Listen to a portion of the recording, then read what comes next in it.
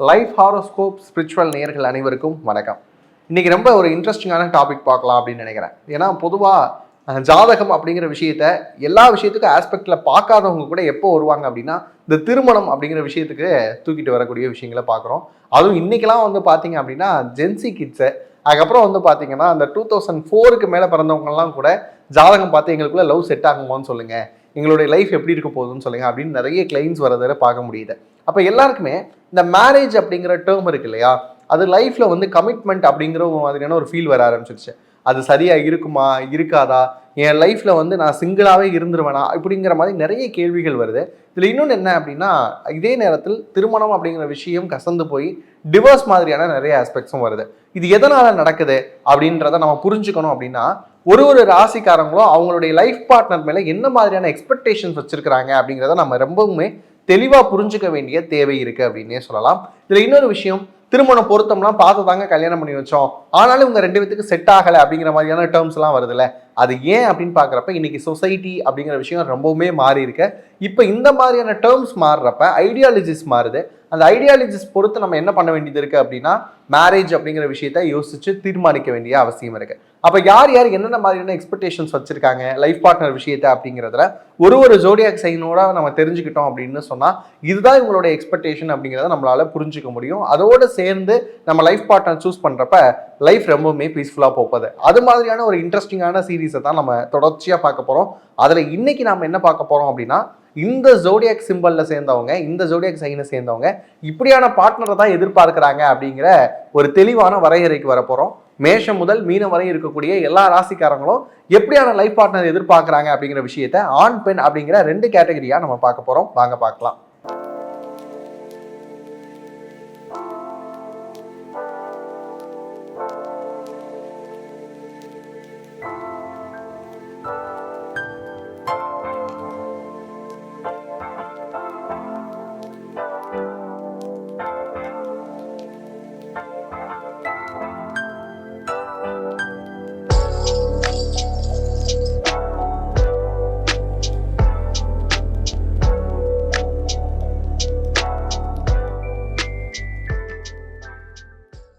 விருச்சிக ராசியில் இருக்கக்கூடிய அன்பர்கள், அது ஆணா இருந்தாலும் சரி பெண்ணா இருந்தாலும் சரி, இந்த லவ் இல்லைன்னா மேரேஜ் இந்த விஷயங்களுக்குள்ள அவங்களுடைய எதிர்பார்ப்புகள் என்னவா இருக்கு, அவங்க எப்படியான நபர்களோட அவங்க அட்டாச் ஆகுறாங்க அப்படின்னு பார்த்தீங்கன்னா, விருச்சிக ராசிக்கார ஆண்கள் அப்படின்னு பார்த்தோம்னா இவங்க ஒரு நிமிஷம் இப்போ ஒரு முடிவு எடுப்பாங்க, அடுத்து கொஞ்ச நேரத்திலே இன்னொரு முடிவு எடுப்பாங்க.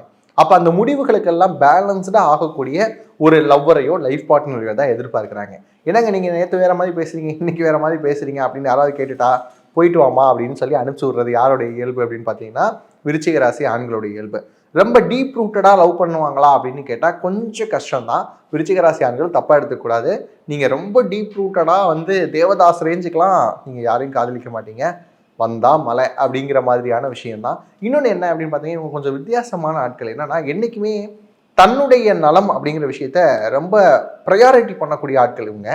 எனக்கு தெரிஞ்ச ஒரு விருச்சிக ராசி கிளைண்ட்லாம் வந்து பார்த்தீங்கன்னா, லவ் ஃபெயிலியர் ஆயிடுச்சு. அவர் ஒரு கிட்டத்தட்ட ஒரு 6 மாதத்துலேருந்து 1 வருஷம் அவங்களுடைய காலகட்டமே பாருங்கள், டியூரேஷன் இவ்வளோ அதிகமாக சொல்கிறாங்கனாலே விருச்சிகத்துக்கு பெருசு தான்.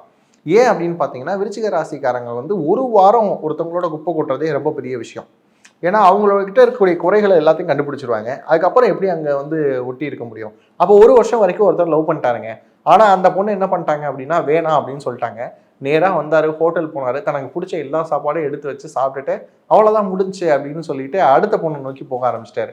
இப்படிலாம் பார்க்குறப்ப விருச்சிகம் கொஞ்சம் விசித்திரமான உணர்வுகளோடு இருப்பாங்க. இதில் நிறைய ட்ரூ லவ்வர்ஸ் எல்லாருமே இருப்பீங்க, அதெல்லாம் நான் கணக்கிலே வைக்கல. விருச்சிகத்தில் இப்படியான ஆட்களும் இருக்கிறாங்க அப்படின்னு சொல்லலாம்.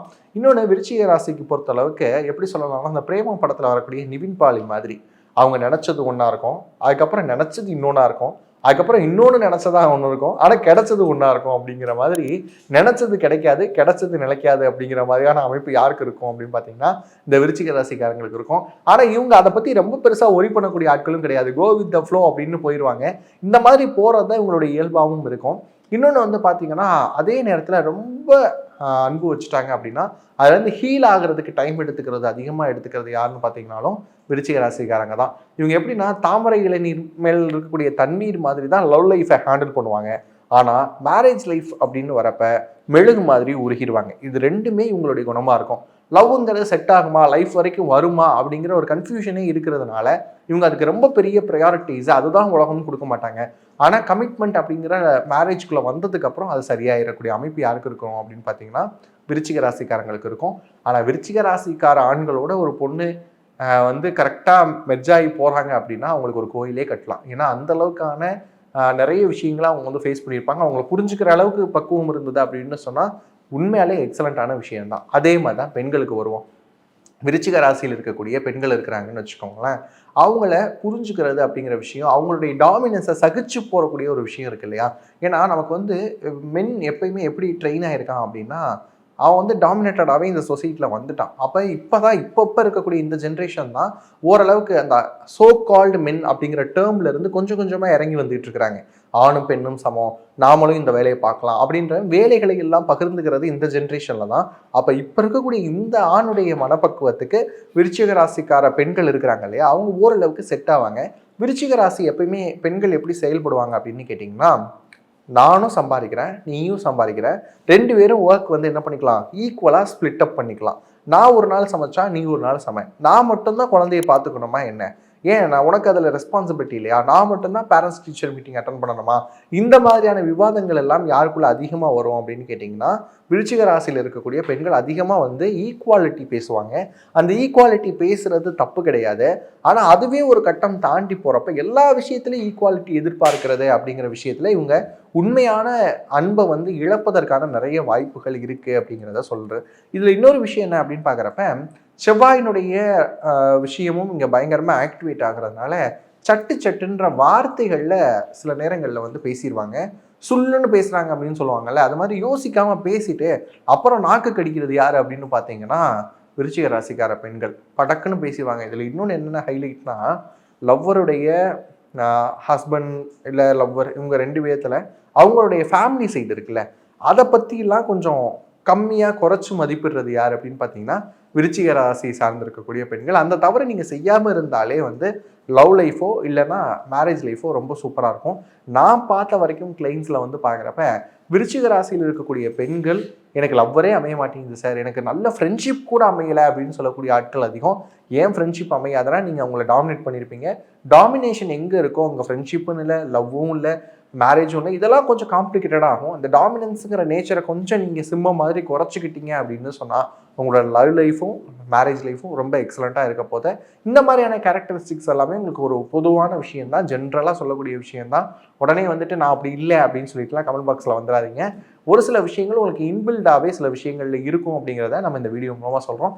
இது மாதிரியான இன்ட்ரெஸ்டிங்கான தகவல் தெரிஞ்சுக்கணும் அப்படின்னு சொன்னால் நம்ம சேனலோட இணைஞ்சிருங்க. அது வரைக்கும் உங்களிடமிருந்து விடைபெறுவது நான் உங்கள் பாலுவானந்த். நன்றி, வணக்கம். இது வரைக்கும் பார்த்தது எல்லாமே உங்களை பற்றியான ஒரு ஜென்ரலான ஒரு ப்ரிடிக்ஷன் அப்படின்னு சொல்லலாம். உங்களுடைய ராசிக்கு எப்படியான லைஃப் பார்ட்னர் நீங்கள் எதிர்பார்ப்பீங்க, எப்படியான தன்மையில் நீங்கள் நடந்துப்பீங்க, அவங்க உங்ககிட்ட என்ன மாதிரியான தன்மையில் நடந்துப்பாங்க அப்படிங்கிறலாம் ரொம்ப ஜென்ரலான ஒரு ப்ரிடிக்ஷன் தான். உங்களுடைய லைஃப்பில் இது பொருந்தலாம், பொருந்தாமையும் போகலாம். ஆனால் உங்களுடைய பர்சனல் ஹாரோஸ்கோப் வச்சு தெரிஞ்சுக்கிட்டீங்க அப்படின்னா இன்னும் எக்ஸாக்டாக அதுக்கான பலன்களை வந்து நீங்கள் அறிஞ்சிக்க முடியும். எந்த ஏஜில் வந்து மேரேஜ் நடக்கும், எப்படியான லைஃப் பார்ட்னர் கிடப்பாங்க, அவங்களுடைய குணாதிசயங்கள் என்னவா இருக்கும், இந்த மாதிரியான விஷயங்கள்லாம் தெரிஞ்சுக்கணும் அப்படின்னா www.lifehoroscope.in அப்படின்னு சொல்லக்கூடிய நம்முடைய வெப்சைட் பேஜில் செக்இன் பாருங்கள். திருமணம் எப்போ நடக்கும் அப்படிங்கிறது தெரிஞ்சுக்கலாம், திருமண பொருத்தங்கள் தெரிஞ்சுக்கலாம். இந்த மாதிரி நிறைய சர்வீசஸ் இருக்குது, விசிட் பண்ணி பாருங்கள்.